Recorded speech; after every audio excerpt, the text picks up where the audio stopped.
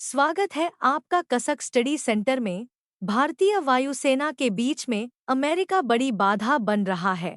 भारतीय वायुसेना को इस समय फाइटर जेट की काफी ज्यादा जरूरत है, लेकिन अमेरिका की मनमानी के कारण काफी दिक्कतें हो रही हैं। दरअसल भारत तेजस एम के एक फाइटर जेट को तेजी बना रहा है।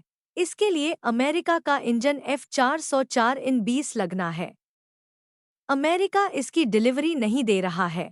इस वजह से तेजस का प्रोडक्शन काफी कम हो गया है। अमेरिका बार बार सप्लाई चेन में दिक्कत होने का बहाना बनाता है, लेकिन एक्सपर्ट कुछ और ही बताते हैं। दरअसल अमेरिका रूस के साथ भारत की नजदीकियां बढ़ने की वजह से अपनी मनमानी करने लगा है। इसको लेकर पिछले दिनों भी स्पुतनिक की एक रिपोर्ट आई थी। रिपोर्ट के मुताबिक एक्सपर्ट का कहना है कि अगर इसकी सप्लाई में देरी होती है तो भारत अमेरिका के साथ कॉन्ट्रैक्ट भी खत्म कर सकता है। इसके वजह से वायुसेना पर पड़ रहा असर। हिंदुस्तान एरोनॉटिक्स हाल को अभी 16 तेजस फाइटर जेट बनाने हैं, लेकिन इनके लिए इंजन नहीं मिल रहे। इस वजह से प्रोडक्शन रुका हुआ है।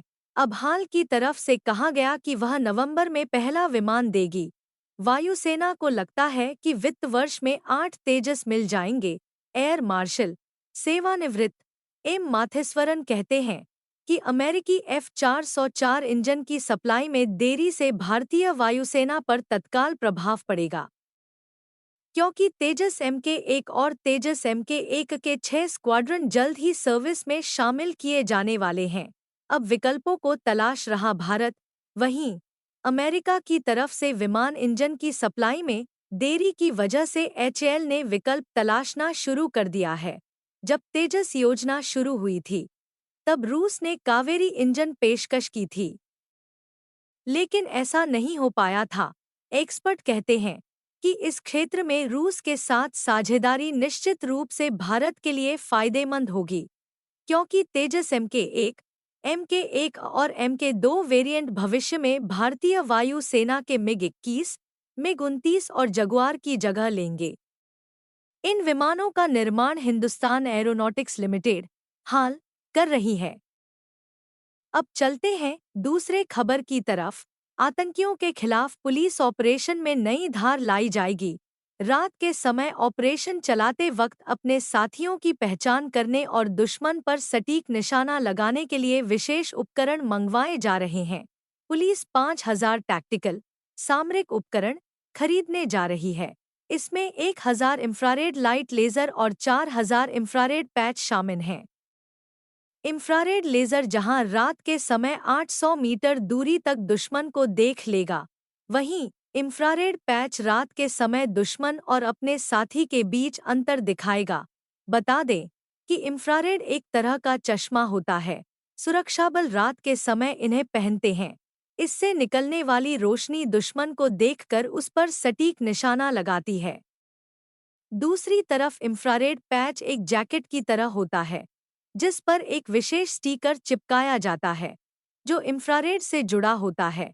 स्टिकर और इंफ्रारेड यह अपने साथी और दुश्मन के बीच अंतर बताता है। दूर से ही पता चल जाता है कि पैच पर लगा स्टिकर अपनी यूनिट का है। सूत्रों का कहना है कि रात के समय ऑपरेशन चलाते वक्त पुलिस आपस में ही न उलझ जाए, इसलिए यह उपकरण मंगवाए जा रहे हैं। यह दोनों आइटम -30 डिग्री और अधिकतम 50 डिग्री में काम करेंगी। यह किसी भी मौसम में काम करेंगी। पुलिस ने टैक्टिकल उपकरणों में 40 लाइट मोटर व्हीकल भी मंगवाए हैं। इन्हें टैक्टिकल ऑपरेशन के हिसाब से डिजाइन किया जाएगा। इन वाहनों की विशेषताओं को सार्वजनिक नहीं किया जाएगा, लेकिन यह किसी भी क्षेत्र में पुलिस के लिए ऑपरेशन चलाने में अहम साबित होंगे। यह वाहन पूरी तरह से बुलेट प्रूफ होंगे। पुलिस मुख्यालय में तैनात IG परिवहन गुरिंदरपाल सिंह का कहना है कि इनको मंगवाने के लिए प्रक्रिया शुरू कर दी गई है। उम्मीद है जल्द ही पुलिस मुख्यालय के पास होंगी। जंगलों में छिपे आतंकी बने हैं चुनौती। बताते चले कि जम्मू के पुंछ, राजौरी, डोडा, कठुआ आदि में आतंकी छिपकर बैठे हुए हैं। यह इतने घने जंगलों में है कि रात के समय दिख नहीं पाते।